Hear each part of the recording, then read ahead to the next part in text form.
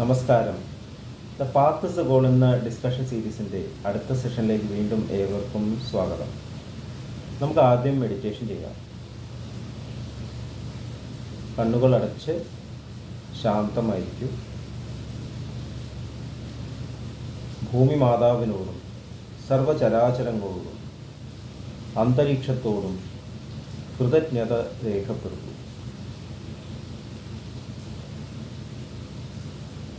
ഭൂമി മാതാവിൽ നിന്നുമുള്ള healing energy കാലുകളിലൂടെ പ്രവേശിച്ച് ശരീരം മുഴുവൻ വ്യാപിക്കുന്നതായി ശരീരത്തിലെ എല്ലാ ഭാഗങ്ങളെയും എല്ലാ കോശങ്ങളെയും റിലാക്സ് ചെയ്യാൻ സഹായിക്കുന്നതായും അനുഭവിക്കുന്നു.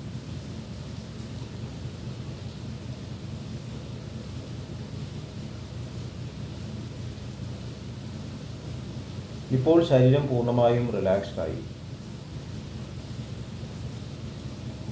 ഈ റിലാക്സേഷൻ ഹൃദയത്തിൽ അനുഭവിക്കും.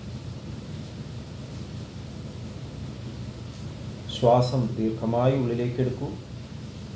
ഹൃദയത്തിൽ സ്നേഹം നിറയുന്നതായി അനുഭവിക്കൂ. ശ്വാസം പുറത്തേക്ക് വിടുമ്പോൾ സ്നേഹം പ്രപഞ്ചം മുഴുവൻ വ്യാപിക്കുന്നതായും അനുഭവിക്കും.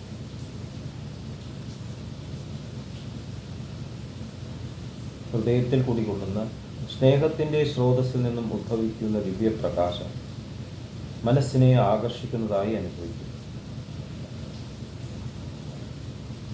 ആ ദിവ്യപ്രകാശത്തിൽ ധ്യാനം ആരംഭിക്കും. മനസ്സിൽ ചിന്തകൾ വരുന്നുണ്ടെങ്കിൽ മൃദുവായി അവയെ അവഗണിക്കുക. ദിവ്യപ്രകാശത്തിൽ ധ്യാനം തുടരുക. Please start meditation.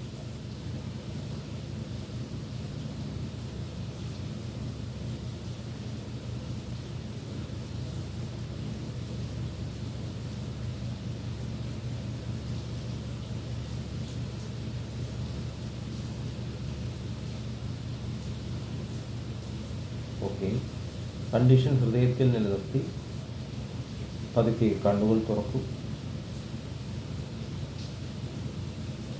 എല്ലാവരെയും ഹാർദമായി ഹാർട്ട്ഫുൾനെസ് സഹജമാർ മെഡിറ്റേഷൻ സിസ്റ്റത്തിലേക്ക് സ്വാഗതം ചെയ്യുന്നു. എങ്ങനെ ജോയിൻ ചെയ്യാം എന്നത് ഡിസ്ക്രിപ്ഷൻ ബോക്സിൽ കൊടുത്തിട്ടുണ്ട്. നമ്മുടെ ജീവിതത്തിൽ നമ്മൾ യഥാർത്ഥത്തിൽ അന്വേഷിക്കുന്നത് ഹാപ്പിനെസ്സാണ്. ഹാപ്പിനെസ്സിൻ്റെ ഡിവിഡൻ്റായിട്ടാണ് ശാന്തിയും സമാധാനവും എല്ലാം നമ്മൾ അനുഭവിക്കുക. അപ്പോൾ സന്തോഷം, അതിനു വേണ്ടിയിട്ടാണ് നമ്മൾ നിരന്തരം പ്രവർത്തിച്ചുകൊണ്ടിരിക്കുന്നത്. അപ്പോൾ ശരിക്കും ജീവിതത്തിലൂടെ കടന്നു പോകുമ്പോൾ ശരിക്കും വിജയകരമായിട്ടൊരു ജീവിതമാണെങ്കിൽ സന്തോഷം കൂടി വരണം. ഇൻക്രിമെൻ്റലായിരിക്കണം. ഒരു സ്റ്റേറ്റ് എത്തണം എപ്പോഴും സന്തോഷമായിരിക്കുന്നത്. അതാണ് ജോയ് എന്ന് പറയുന്നത്. ഒരു വിധത്തിലും പുറമേ ഉള്ള സാഹചര്യങ്ങൾ നമ്മളെ കൂടുതൽ എക്സൈറ്റഡ് ആക്കാതെയോ ഡിപ്രസ്ഡ് ആക്കാതെയോ എപ്പോഴും ഒരു ജോയിൻ്റെ ഒരു സ്റ്റേറ്റ്. അപ്പോൾ ഇവിടെ ഫ്ലക്ച്വേഷൻസാണ് നമുക്ക് കാണാൻ സാധിക്കും. ചിലപ്പോൾ കൂടുന്നു, കുറയുന്നു. ഒരു പരീക്ഷയിൽ നല്ലൊരു വിജയം നേടുമ്പോൾ പാർട്ടി കൊടുക്കുക, അല്ലെങ്കിൽ ഒരു പ്രൈസ് കിട്ടുമ്പോൾ വലിയ പ്രൈസുകളാണ്. ഒരു ചെറിയ പാട്ട് പാടുന്നതിന് ലക്ഷക്കണക്കിന് റുപ്യ അല്ലെങ്കിൽ ഒരു ഫ്ലാറ്റൊക്കെയാണ് കൊടുക്കുന്നത്. ഒരു എക്സൈറ്റ്മെൻറ്റ് അവിടെ ഉണ്ട്. അപ്പോൾ ഈ എക്സൈറ്റഡ് ആകുമ്പോൾ നമ്മൾ ഡിസ്റ്റർബൻസ് ക്രിയേറ്റ് ചെയ്യും. എന്താ ഡിസ്റ്റർബൻസ്? ഇത് ലഭിക്കാത്ത ആൾക്കാർക്ക് വിഷമം ഉണ്ടാവുന്നു, ചിലപ്പോൾ അസൂയ ഉണ്ടാവുന്നു, ഡിസ്റ്റർബ്ഡ് ആവുന്നു, അവർ ഡിപ്രഷനിലേക്ക് പോകും. നമ്മൾ അറിയുന്നില്ല.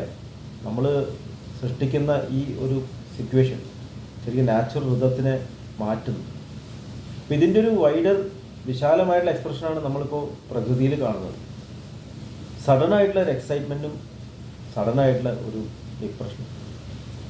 ചിലപ്പോൾ ഭയങ്കര ചൂട്, ചിലപ്പോൾ ചൂടില്ല, ചിലപ്പോൾ മഴ, ചിലപ്പോൾ മഴയില്ലാത്ത അവസ്ഥ. ഇപ്പോൾ അത് ഈ തരത്തിലുള്ള ഫ്ലക്ച്വേഷൻ കൂടി വരുന്നു. ചിലപ്പോൾ മഹാരോഗങ്ങൾ വരുന്നു. ഇപ്പോൾ കുറേ ആൾക്കാർ വിഷമിക്കുന്നു, മരിക്കുന്നു. അപ്പോൾ ഈ തരത്തിലുള്ള ഫ്ലക്ച്വേഷൻ എന്തുകൊണ്ടാണ് വരുന്നത്? ഒരു എക്സ്പ്രഷൻ, ഉള്ളിൽ നിന്നുള്ള എക്സ്പ്രഷൻ എന്തുകൊണ്ടാണ് വേരി ചെയ്തുകൊണ്ടിരിക്കുന്നത്? നമ്മുടെ സ്പിരിച്വൽ സ്ക്രിപ്റ്റേഴ്സിൽ താണ്ഡവം എന്നുള്ളൊരു കാര്യമുണ്ട്. ഭഗവാൻ ശിവൻ താണ്ഡവമാണ്. ഭഗവാൻ ശിവൻ്റെ സ്ഥായിയുള്ള ഭാവം ബ്ലിസ്സാണ്. ശിവ എന്നുള്ള ബ്ലിസ്. ബ്ലിസ്സിൽ നടരാജൻ എപ്പോഴും ഡാൻസ്, കോസ്മിക് ഡാൻസ് എന്നാണ് നടരാജനെ പറയുന്നത്. ഇവിടെയുള്ള എല്ലാ മോളിക്യൂൾസും ആറ്റംസും സെൽസും യൂണിവേഴ്സസും ശരീരവും ഒക്കെ ഡാൻസ് ചെയ്യണം. ഒരു ധർമ്മ എന്ന് നമ്മൾ പറയാം, അതിൽ ഡാൻസ് ചെയ്തുകൊണ്ടിരിക്കുകയാണ്. ഹാർട്ട് ബീറ്റ്, ഒരു റിതമിക് ആയിട്ടൊരു മ്യൂസിക് ഉണ്ട്, ഒരിക്കലും ഔട്ട് ഓഫ് ട്യൂൺ അല്ല. നല്ലൊരു സംഗീത കച്ചേരി പോലെ, ഓർക്കസ്ട്ര പോലെ കേൾക്കാൻ നല്ല സുഖമുണ്ട്. നമ്മളിങ്ങനെ സുഖമായിട്ട് ശാന്തമായിട്ട് ജീവിക്കുമ്പോൾ ഒരു ഡിസ്റ്റർബൻസും ഇല്ല. നമ്മുടെ ജീവിതത്തിൽ അങ്ങനെ ഒരുപാട് സമയമുണ്ട്, പക്ഷെ അത് കണ്ടിന്യൂ ചെയ്യാൻ പറ്റുന്നില്ല. പെട്ടെന്ന് ഒരു കോളിലൊക്കെ ഉണ്ടാവും. കാരണം നമ്മൾ എത്ര ഹാർമോണിയസ് ആയിട്ട് ജീവിക്കാൻ അവിടെ സ്വാർത്ഥത കിടക്കും. അപ്പോൾ ഈ സ്വാർത്ഥത കാരണം നമ്മൾ സെപ്പറേഷൻ ഉണ്ടാക്കുന്നു, ഇൻഡിവിജ്വൽ സെപ്പറേഷൻസ്, സോഷ്യൽ സെപ്പറേഷൻസ്. ഇപ്പോൾ ഞാൻ സമാധാനമായിട്ട് ഇരിക്കുന്നു എന്ന് പറയുമ്പോൾ ഞാൻ മറ്റുള്ളവർക്ക് സമാധാനം കൊടുക്കുന്നില്ല, ഷെയർ ചെയ്യുന്നില്ല. അതിനൊരു ഡിസ്റ്റർബൻസ് ഉണ്ട്. അപ്പോൾ ഒരു കറക്ഷൻ വേണ്ടി വരും. ഒരു ക്ലാസ്സിൽ ചില കുട്ടികൾക്ക് നല്ല മാർക്കുണ്ട്, ചില കുട്ടികൾ പഠിക്കുന്നില്ല. അപ്പോൾ ടീച്ചർ എപ്പോഴും കൺസേൺഡ് ആയിരിക്കും. ഈ കുട്ടിയുടെ മാർക്കിൽ മാത്രം സന്തോഷിക്കില്ല. അപ്പോൾ അവിടെ കോൺസ്റ്റൻ്റ് ആയിട്ടുള്ള കറക്ഷൻസ് വേണ്ടി വരും. റെപ്പറ്റീഷൻ ക്ലാസ്സസ് റിപ്പീറ്റ് ചെയ്യേണ്ടി വരും. അതുപോലെ ഈ ലോകത്തിനും പ്രപഞ്ചത്തിനും കറക്റ്റീവ് വർക്കുകൾ നടക്കണം. ഇങ്ങനെയുള്ള പോക്കറ്റ്സ്, സെൽഫിഷ്നെസ് പോക്കറ്റ്സ് മാറ്റാൻ വേണ്ടിയിട്ട് കറക്റ്റീവ് ഫാക്ടേഴ്സ് വരും. അതാണ് പ്രകൃതിയിൽ നമ്മൾ കാണുന്നത്. നമ്മൾ ക്ഷോഭങ്ങൾ എന്ന് പറയുന്നത് ശരിക്കും ക്ഷോഭമൊന്നുമില്ല, കറക്റ്റീവ് ഫാക്ടേഴ്സാണ്. അപ്പോൾ അത് വർദ്ധിക്കുന്നുണ്ട്. അതിൻ്റെ അർത്ഥം എന്ന് പറഞ്ഞാൽ സെൽഫിഷ് പോക്കറ്റ്സ് കൂടുന്നുള്ളതാണ്. ഭഗവത്ഗീതയിൽ ഭഗവാൻ പറയുന്നുണ്ട് യജ്ഞഭാവത്തിൽ ജീവിക്കൂ എന്ന് പറയുന്നത്. യജ്ഞഭാവത്തിൽ ജീവിച്ചാൽ മാത്രമേ ശരിക്കും മഴ ഉണ്ടാവുള്ളൂ. അങ്ങനെയാണ് മഴ ഉണ്ടാവുന്നത് ഭഗവാൻ പറയും. വളരെ സിമ്പിളായിട്ടുള്ള ഒരു എക്സ്പ്ലനേഷനാണ്. സെൽഫിഷ്നെസ് നമ്മൾ ജീവിതത്തിൽ നമ്മൾ കാണിക്കുമ്പോൾ ഈ ഫാമിലിയിലും സൊസൈറ്റിയിലും ഉണ്ടാകുന്ന പോലെ ലോകത്തിലും അത് സംഭവിക്കുന്നു. ഈ സെൽഫിഷ്നെസ് ഉള്ള ഒരേ ഒരു ജീവി മനുഷ്യനാണ്, വേറെ ആർക്കും ഒന്നുമില്ല. എൻ്റെ കാര്യം, നമ്മളൊരു വീട് നിർമ്മിക്കുന്നു, അവിടെയുള്ള ജീവികളൊക്കെ ആട്ടിപ്പായിക്കുകയാണ്. മണ്ണ് കുഴിച്ചിട്ട് ഒരു പ്രകൃതിയിലൊരു ഡിസ്റ്റർബൻസ് ഉണ്ടാക്കുന്നു. നമുക്കിഷ്ടമുള്ള ചെടികളൊക്കെ വയ്ക്കുന്നു, മറ്റൊക്കെ പറിച്ച് കളയുന്നു, മതിൽ കെട്ടുന്നു. ഇവിടെയുള്ള വെള്ളം വേറെ ആർക്കും കൊടുക്കുന്നില്ല. എൻ്റെ വെള്ളം, എൻ്റെ മണ്ണ്. അപ്പോൾ ഡിസ്റ്റർബ്ഡ് അല്ലേ? അപ്പോൾ തീർച്ചയായിട്ടും ഒരു കറക്റ്റീവ് ഫാക്ടർ വരും. അത് കൂടി വരുമ്പോൾ കറക്റ്റീവ് ഫാക്ടേഴ്സ് കൂടിക്കൊണ്ടിരിക്കും. അപ്പോൾ ഇതാണ് യൂണിവേഴ്സൽ തലത്തിലും കാണുന്നതാണ് എനിക്ക് തോന്നുന്നത്. ഈ താണ്ഡവം, ഇതിൻ്റെ ഹയസ്റ്റ് എക്സ്പ്രഷനാണ് യൂണിവേഴ്സലായിട്ടുള്ള താണ്ഡവം.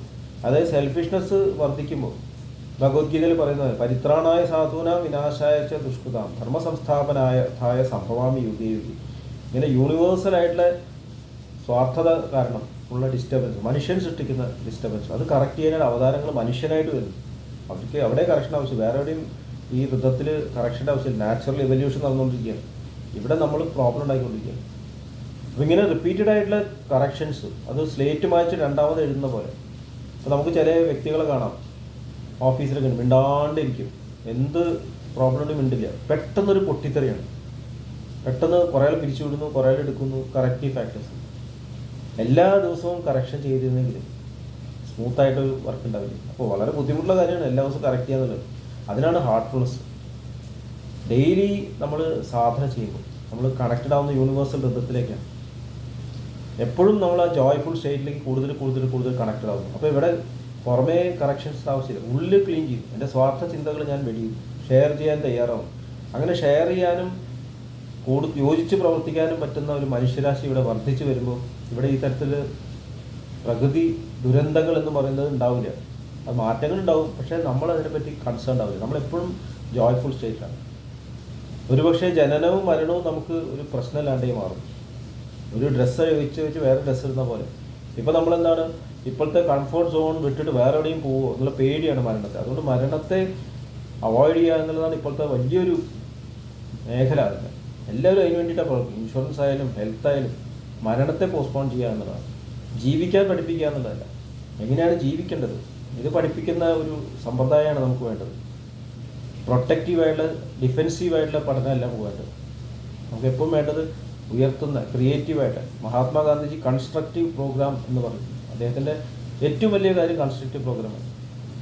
പുറമേ ഉള്ള ഈ തരത്തിലുള്ള വയലൻസ് അവോയ്ഡ് ചെയ്യാൻ ഒരു കൺസ്ട്രക്ഷൻ, ഉള്ളിലൊരു ക്രിയേറ്റീവ് ചേഞ്ച് വന്നു കഴിഞ്ഞാൽ ഒരു കാലത്ത് മനുഷ്യരാശിക്ക് ഒരിക്കലും ഇങ്ങനെ ഒരു പുറമേയുള്ള പ്രശ്നങ്ങൾ സൃഷ്ടിക്കുന്ന ഒരു സ്റ്റേറ്റ് ഉണ്ടാവില്ല. അപ്പോൾ അങ്ങനെയുള്ളതാണ് ശരിക്കും ഹയർ ഇവോൾവ് ബീയിങ്സ് എന്നാണ് നമ്മൾ മനസ്സിലാക്കുന്നത്.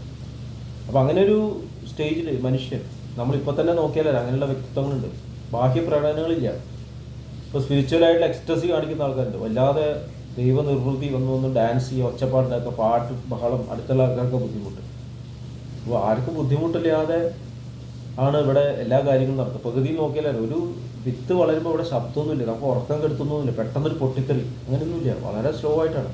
അപ്പം എന്തുകൊണ്ട് നമ്മൾ ഇങ്ങനെ വല്ലാതെ ഷോ കാണിക്കുന്നു? കാരണം നമ്മൾ ആന്തരികമായിട്ടുള്ള ആ ആനന്ദം അനുഭവിക്കുന്നില്ല.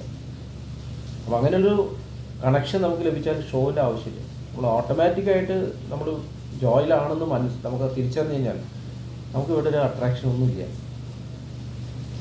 എന്താ ചെയ്യേണ്ടത് വെച്ചാൽ പെർഫെക്റ്റായിട്ട് ചെയ്തുകൊണ്ടിരിക്കും, ബോഡി ചേഞ്ച് ചെയ്തുകൊണ്ടിരിക്കുന്നു. ഇനി ഈ ബോഡി ഡിസ്യൂസിലെത്തി അത് മാറ്റിയിട്ട് വേറൊന്നും എടുക്കാം.